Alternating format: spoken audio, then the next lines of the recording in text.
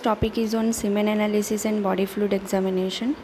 So body fluid examination, which covers various in body fluid in various disease state, which cover method of collection and preservation, transudate and exudate difference, fluid parameter in tuberculosis, fluid parameters in malignancy, and fluid parameters in pyogenic infection. Identify etiology of pleural fluid effusion and ascites by interpreting given body fluid parameters. And another topics we are going to discuss is about semen analysis and interpretation of semen analysis report. So, fluid. A fluid is a non-solid substance such as liquid or gas that tend to flow or conform to the shape of the container. Includes urine, fluids in the body cavity, joint fluid, sweat, semen, etc. They are generally involved with the process of transport, excretion and lubrication. They allow the distribution of oxygen and nutrient to the tissue and organs and the transport of waste products from the tissue, enabling their elimination from the body. So total body water, which containing two parts, one is extracellular, which cover 33% of the body, and intracellular, which covers 66% of the body. Extracellular, which covers interstitial fluid, plasma and transcellular fluid.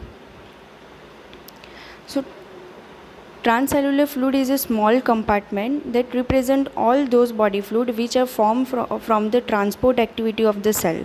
It contains within the epithelial lined spaces. It includes CSF, synovial fluid, GIT fluids means peritoneal fluid, aqueous humor, serous fluid of the body cavity like pleural, peritoneal and pericardial fluid, and it is important because of the specialized function involved.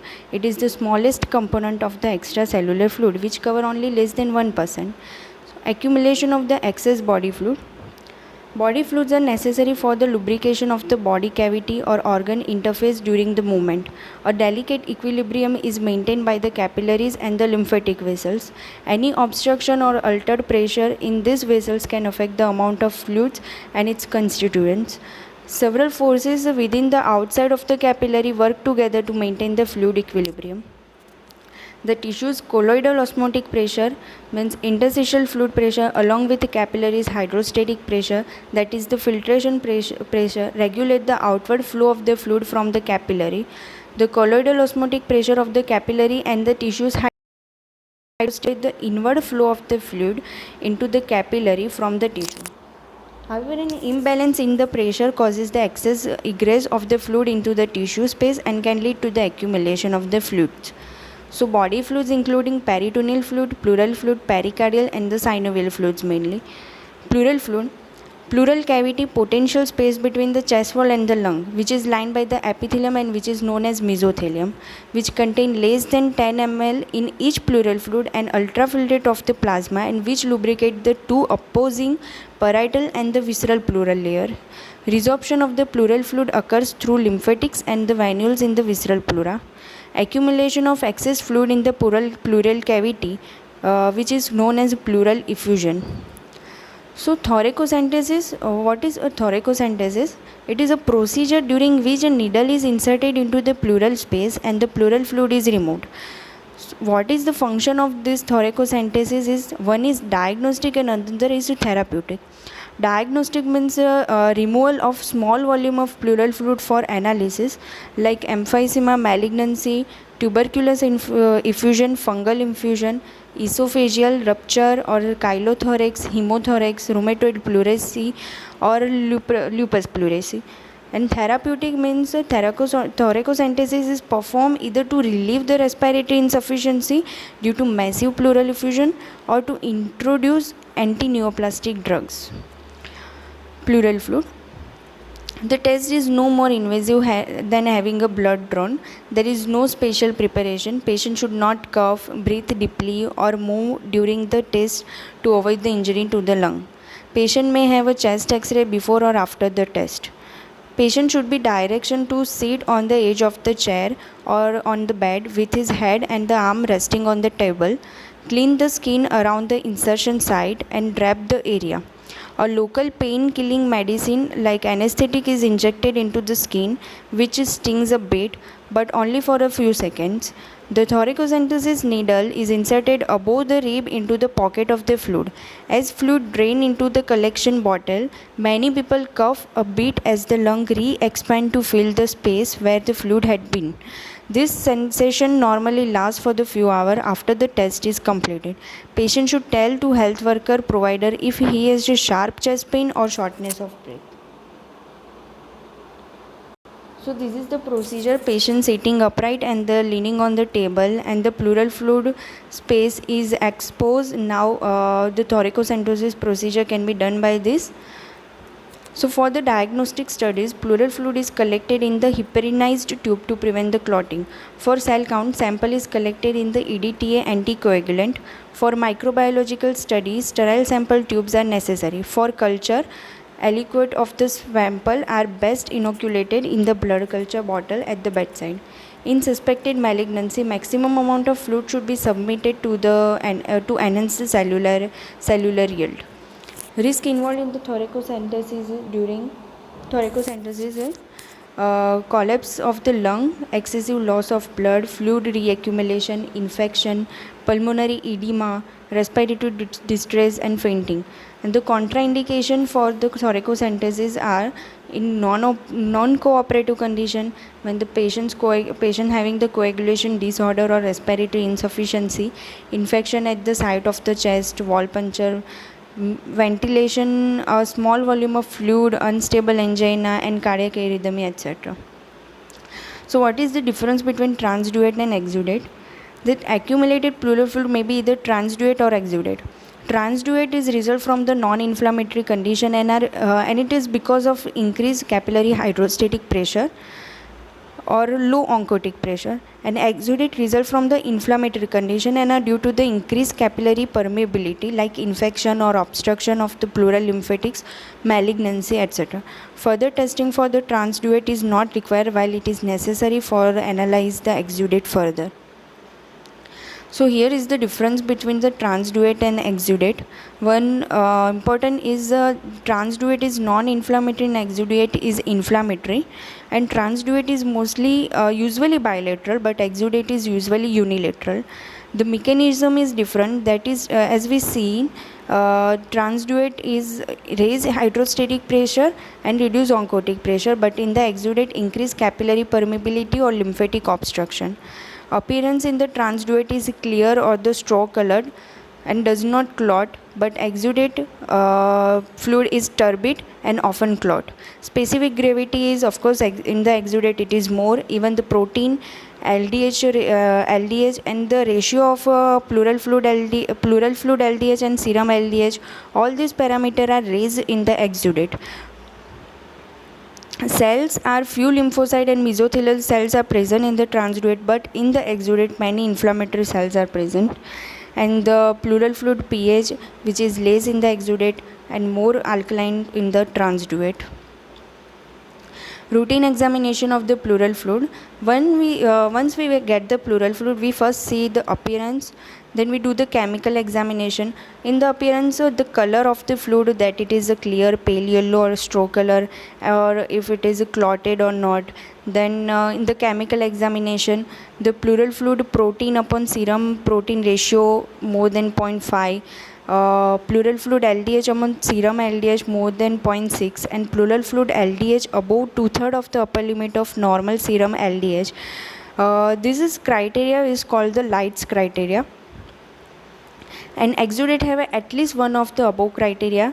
Presence of all the three criteria best differentiate exudate from the transudate, and the transudate have none of this Lights criteria.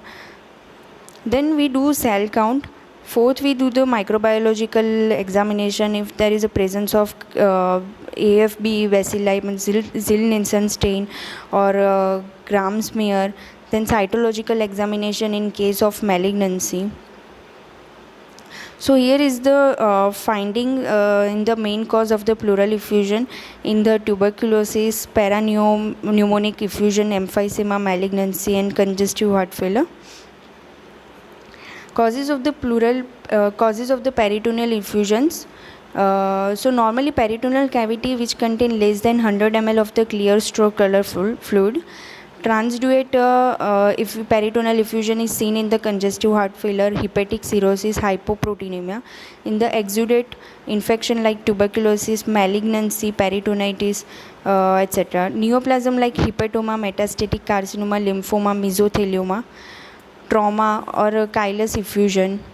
So indication for abdominal paracentesis, all the patient with new onset of ascites, at admission in all the patient with ascites for the detection of asymptomatic infection, all patient with ascites who develop clinical features of bacterial infection, hepatic encephalopathy, GIT, hemorrhage or impairment of renal function, symptomatic ascites.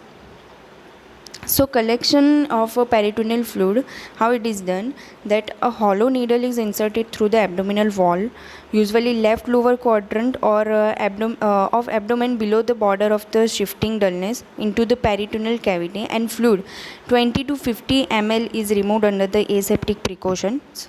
Cytology to maximize the yield of malignant cell, for that 100 ml is required. Cell count, for the cell count in EDTA tube collection, microbiology culture sample is inoculated in blood culture bottle at bedside.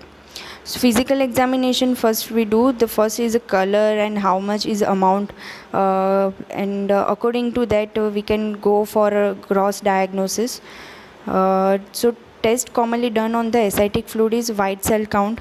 So this is the important test as it is provide the information about the possibility of bacterial infection if the neutrophil count is more than 250 per cubic mm. So it is a strong indication of the bacterial infection, and when it is a lymphocytosis is indicate the peritoneal tuberculosis or carcinomatosis. Then albumin, estimation of serum and ascitic fluid albumin, that is we call the SAG, that allow the categorize of ascites in the low and the high SAG. Microbiological test, Gram stain, Ziehl-Neelsen stain, and the culture and cytological detection for the malignant cells. Then LDH in the ascitic fluid is elevated in the bacterial peritonitis as there is no obvious source of infection. Secondary bacterial peritonitis, that is identifiable source of infection is present, and a peritoneal carcinomatosis. Amylase, normally amylase in ascitic fluid is similar to serum amylase. If ascitic fluid amylase is 3 times greater than the serum amylase, ascites is most likely to be the because of pancreatitis. So here ascitic fluid finding in various diseases present. One is in the bacterial peritonitis, in spontaneous and even in the secondary, in cirrhosis of liver, and tuberculosis and the malignancy. And the special study which is required for the finding the cause of the peritoneal fluid. So examination of, now we see the pericardial fluids. So clinical significance is normally pericardial sac contain only 20 to 50 ml of the clear straw color fluid, and increase the amount of normal appearing fluid which is present in the congestive heart failure, in inflammation in early stage and idiopathic pericarditis, cloudy appearance in chronic effusion of any etiology, bacterial inflammation and rheumatic or rheumatoid inflammation, blood tinged fluid is seen in the traumatic type, and bloody fluid post myocardial infarction syndrome and tuberculosis and SLE. So examination of pericardial fluid, the causes are infection, neoplasm, myocardial infarct, hemorrhage, metabolic, rheumatoid disease and SLE. Synovial fluid, the normal composition, for the examination we see the normal composition, clarity, color, WBC, and approximately 65% of monocytes present, lymphocyte is 15%, neutrophil 2%. Large joints such as the knee normally contain no more than 4 ml. For total cell count, dilution should be done in saline, not with acetic acid, or to avoid the mucin clot formation and cell clumping. Synovial fluid is accumulated. When synovial fluid detection is done in the osteoarthritis, traumatic arthritis, rheumatoid arthritis, SLE, bacterial, fungal, or tuberculous arthritis.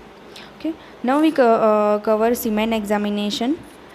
So indication of semen examination mainly in the male infertility, medico-legal utility like rape, vasectomy conformation, and recanalization conformation. So collection method is semen specimen are obtained by masturbation into sterile wide mouth container. 2 to 5 days of abstinence is required.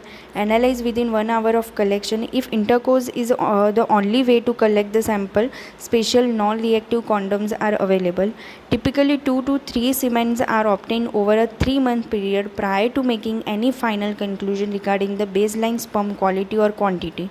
However, if this first semen analysis is normal, the repeat test is not required. But in the case of abnormality of the sperm like oligospermia, azoospermia, you need to do at least 2 to 3 semen analysis over a 3-month period prior to making final diagnosis. Semen examination. Semen examination which cover first is a physical examination. As we received semen, we first see the volume, color, odor, liquefying time and pH. Then we do microscopic examination. Its count, motility, morphology, presence of agglutination, presence of other cells like pus or organism is present, and biochemical examination mainly for the presence of fructose. So normal semen parameters is volume is 2 to 6 ml, odor is fishy, color milky white, pH 7.5 to 7.8, concentration is 40 to 140 into 10⁻⁶ per ml, motility more than 50%, morphology more than 30% with normal morphology, and WBC less than 1 into 10⁻⁶ per ml.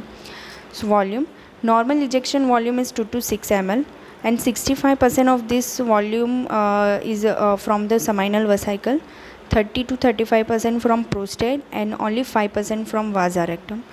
Low volume is associated with absence or decreased seminal vesicle component of the ejaculate means absence of seminal vesicle, complete or partial obstruction of ejaculatory duct. Then retrograde ejaculation. pH, normal semen pH is 7.2 to 8. Prostatic secretion is acidic while the seminal vesicle fluid is alkaline. Seminal fructose is derived from the seminal vesicles. Acidic ejaculate may be associated with blockage of seminal vesicle.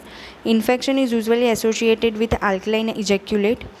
The semen is initially in liquefied state but quickly coagulate by the action of protein kinase, which is secreted by seminal vesicle, and proteolytic enzymes from the prostate liquefy coagulum in the 20 to 25 minutes. Increased viscosity may affect the sperm motility. So we do the sperm count by the procedure that draw the semen to the 0.5 mark of the WBC pipette and draw the spatial semen diluting fluid to the 11 mark and mix well. The diluting fluid is made as follows: that 1 sodium bicarbonate 5 gram, second phenol or formalin 1 ml, and distilled water 100 ml. Load the improved nubar containing chamber, allow the sperm to settle, and then count in the 4 corner of the nubar's chamber. And sperm count formula is n into 1 lakh. Motility and forward progression. So normally more than 50% of the sperm in the specimen are motile.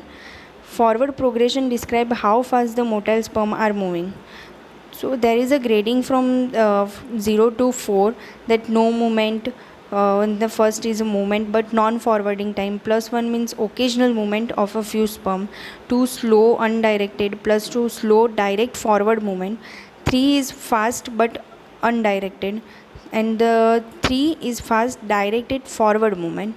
3 plus is very fast forward movement, and 4 is extremely fast forward movement. This is the normal morphology of the sperm, that it consists of the head, body and tail part. Head is covered by the cap and contain a nucleus of a dense genetic material from 23 chromosomes. It is attached from the neck to the body containing mitochondria that supply the energy for the sperm activity. The tail is made up of the protein fiber that contract on alternative sides, giving a contract wave-like movement that drive the sperm through the seminal fluid, which also supply additional energy. So morphological abnormalities are one is the double-headed sperm. So here eosin nigrosin stain is done. Another morphological abnormality is misshapen head along with 4 normal sperm. As you see, the arrow one is misshapen head is present. Then elongated head is present, and here on the right side that elongated head is present. Then another is the pear shaped head, and even the abnormal mid piece. Here misshapen head and proximal droplet is present. Then here detached head, then on right side is bent tail or mid piece. Then coiled tail is present. Here is the coiled mid piece is present, and tail in one sperm and proximal droplet in another. So then another thing we are going to see is the WBC count in the semen analysis, that all semen sample have WBC in them. But if it is greater than 1 million per 1 ml are present, that is concern of the infection. WBC cells are deleterious because of their ability to stimulate the release of reactive oxygen species, and that's why they inhibit in the sperm motility and sperm function. Other cells present are look for the WBC, polymorph, epithelial cell, crystal, and report as number per high powerful. Then viability. Viability tests are used in case of low motility to determine the presence of live sperm versus necrozoospermia. The eosin test is based on the fact that eosin is excluded by the live cells which are not stained. Then the tail of only live spermatozoa is swelling in the hypoosmotic solution, hypoosmotic swelling test. Then anti-sperm antibody test. Sperm agglutination reduces sperm motility. Abnormal postcoital tests are suspicious for the presence of anti-sperm antibody. Several tests are presently available, including the sperm immobilization test, sperm agglutination test, indirect immunofluorescence test, ELISA, radiolabel antiglobulin assay. Immunobeat rosette test is one of the most informative and specific and can identify different antibody classes involved, IgG, IgA, IgM, and location on the sperm cell. Thank you everyone.